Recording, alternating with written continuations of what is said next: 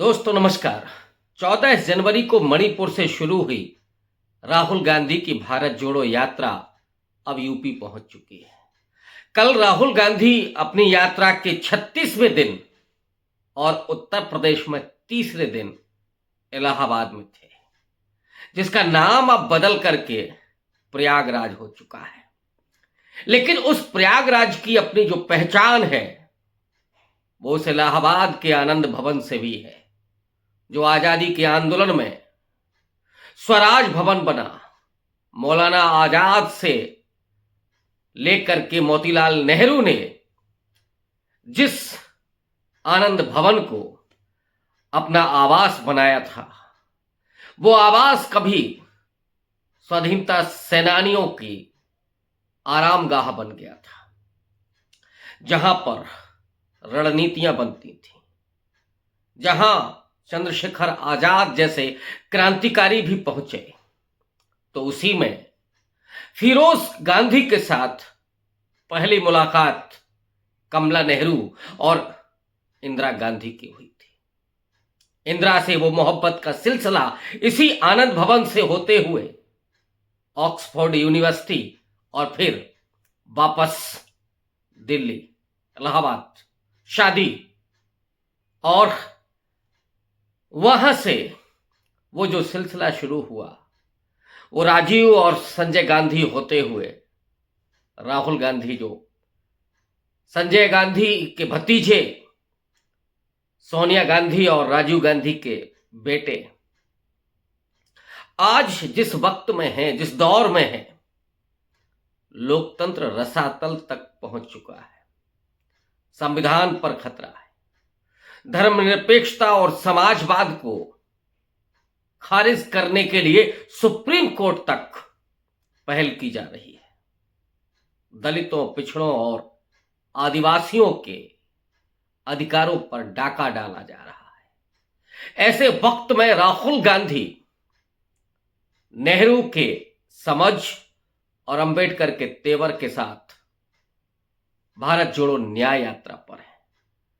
सामाजिक, आर्थिक और राजनीतिक न्याय की बात करने राहुल गांधी डॉक्टर अंबेडकर के संविधान सभा के उस आखिरी भाषण से शायद बहुत प्रभावित हैं, जिसमें खुद बाबा साहब अंबेडकर ने कहा था कि अगर सामाजिक आजादी नहीं मिली, आर्थिक न्याय अगर नहीं हुआ, तो राजनीतिक लोकतंत्र बेमानी हो जाएगा, खतरे में पड़ जाएगा। आजादी के बाद जो सामाजिक न्याय की गति चल रही थी, उस पर पूरी तरह से विराम लगाने का काम हिंदुत्व की राजनीति ने किया। लेकिन राहुल गांधी अपनी इस यात्रा में उन सवालों को, उन प्रतिबद्धताओं को, उन चुनौतियों को बराबर उठा रहे हैं। और यही वजह है कि पूरा देश दिल खोल करके उनका स्वागत कर रहा है। इलाहाबाद में और प्रयागराज की उन गलियों में जब राहुल गांधी गुजरते हैं तो फूलों की बरसात लोगों ने की। कहीं पर उन्हें गुलाब की टहनियां, गुलाब के फूल सौंपे गए, दिए गए, और वो राहुल गांधी गरजते हैं। उत्तर प्रदेश की जमीन पर योगी आदित्यनाथ को कटघरे में खड़ा करते हैं कि जो भर्तियां हो रही हैं उत्तर प्रदेश में, वो कितना प्रताड़ित करने वाली हैं उन नौजवानों को कि आए दिन पेपर लीक हो जाता है। उसी में से उन्होंने एक अंकित पाल नाम के अभ्यर्थी को बुलाया, जो पिछले 2 साल से इलाहाबाद में तैयारी कर रहा है, पुलिस की तैयारी कर रहा है। लाखों रुपया उसके माँ बाप ने खर्च किया, लेकिन जब भर्ती आती है तो पेपर लीक हो जाता है। और ये इलाहाबाद का सिलसिला लंबे समय से चल रहा है, जिसका नतीजा ये है कि कोई भी परीक्षा, कोई भी भर्ती बिना किसी अवरोध के कभी संपन्न नहीं हुई। और कितनी सरकारी नौकरियां दी गई, ये तो उत्तर प्रदेश के नौजवान गवाह हैं। और उन पर चोट तब लगती है जब योगी आदित्यनाथ कहते हैं कि उत्तर प्रदेश के नौजवान उस योग्य ही नहीं है, लेकिन यही नौजवान बिहार में नौकरी पाते हैं। बहरहाल राहुल गांधी ने किसानों को लेकर के भी सीधे मोदी पर हमला किया। उन्होंने कहा कि कारपोरेट का लाखों करोड़ रुपया माफ कर दिया जाता है, उनका कर्ज माफ कर दिया जाता है, लेकिन किसानों का कर्जा माफ नहीं करते मोदी। और यही वजह है कि किसानों को दूसरी बार फिर से आंदोलन करना पड़ रहा है। उनकी जमीनों पर अडानी की नजरें लगी हुई हैं। पिछली बार 3 काले कानून आए थे 750 किसानों की शहादत के बाद, और उत्तर प्रदेश के चुनाव को देखते हुए मोदी ने ये कहते हुए वो कानून वापस लिए थे कि उनकी तपस्या में कोई कमी रह गई होगी। एमएसपी का वादा किया था मोदी ने, लेकिन उनका वादा तो पहले की तरह जुमला साबित हुआ। आजकल मोदी जी गारंटी की बात कर रहे हैं, लेकिन वो गारंटी उन किसानों के लिए नहीं हो सकती। वो गारंटी संभवतः अडानी के लिए है। वो गारंटी उन नीरव मोदी, मेहुल चोकसी और विजय माल्या के लिए है कि वो देश से फरार हो गए, अब उनका कोई कुछ नहीं बिगाड़ सकता।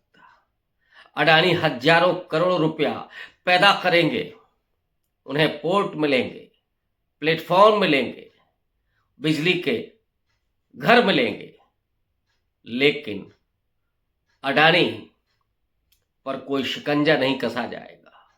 हिंडनबर्ग की रिपोर्ट के बावजूद कोई ईडी उनके यहां छापेमारी नहीं करेगी, लेकिन बाकी विपक्ष के नेताओं को उस ईडी के जरिए डराया धमकाया ही नहीं जा रहा है, उन्हें तोड़ करके बीजेपी में मिलाया भी जा रहा है।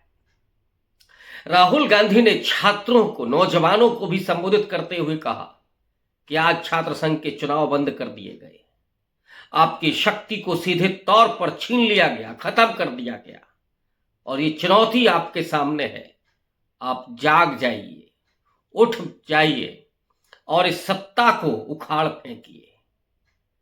ये जो इलाहाबाद की धरती पर राहुल गांधी ने अपना भाषण दिया है, उसकी चर्चा बहुत जोरों से हो रही है। राहुल गांधी गुस्साए भी, और कभी कभी गुस्साने में वो बड़े कड़े शब्दों का इस्तेमाल भी करते हैं, और आज उतने ही कड़े शब्दों का इस्तेमाल उन्होंने इलाहाबाद में किया। राहुल गांधी की इस यात्रा में जो अभी और उत्तर प्रदेश में आगे बढ़नी है, लेकिन इसका असली जो परीक्षण होना है वो चुनाव के मैदान में होना है। राहुल गांधी के साथ उम्मीदों का पूरा रेला आ रहा है, नौजवानों का, किसानों का, महिलाओं का, लेकिन ये रेला क्या चुनाव में वोट में तब्दील हो पाएगा, ये सवाल जरूर छूट जाता है। हालांकि राहुल गांधी ने खुल करके कहा है कि वोट की राजनीति के लिए वो ये नहीं कर रहे हैं। इस देश में जो विभाजन पैदा किया गया, जो नफरत और हिंसा पैदा की गई, वो उसके खिलाफ मोहब्बत की दुकान खोलने के लिए आए।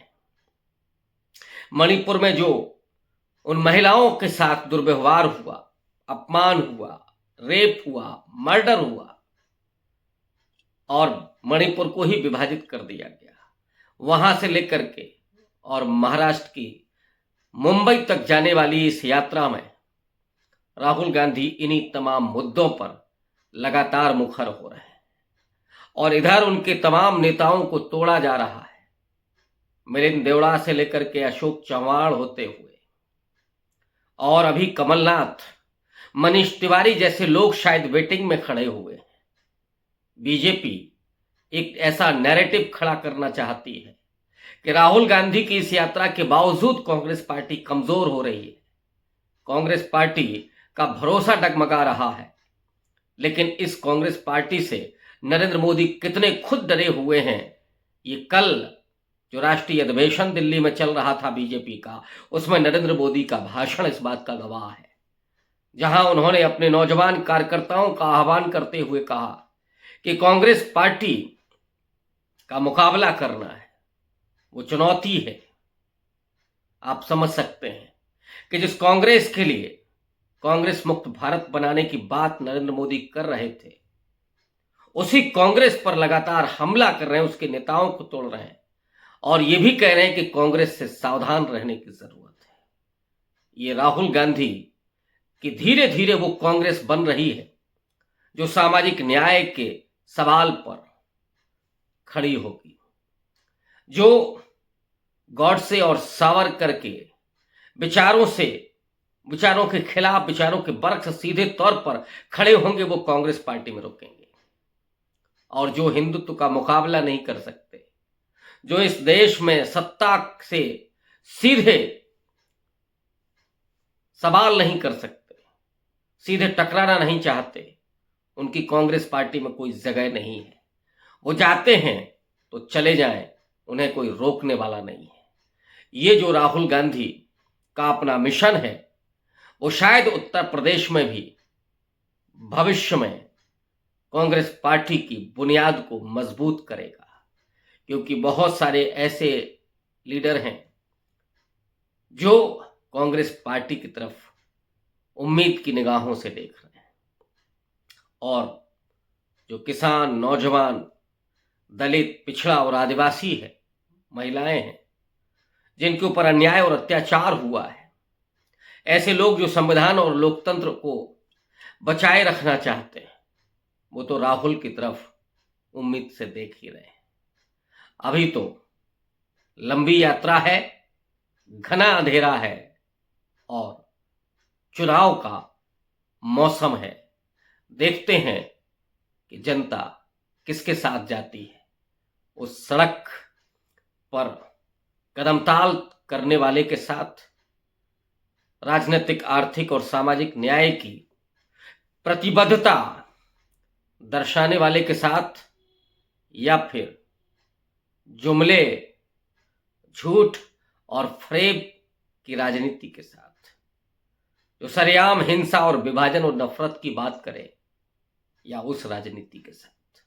इस देश के नागरिकों को, इस देश के लोगों को ये तय करना है कि वो आने वाले लोकसभा चुनाव में संविधान को चुनते हैं या उस सत्ता को चुनते हैं जो संविधान पर आंखें गड़ाए बैठी है, जिसने संसद को धर्मतंत्र में बदलने की कोशिश की है, जिसने संविधान को चिंदी चिंदी करने की साजिश की है।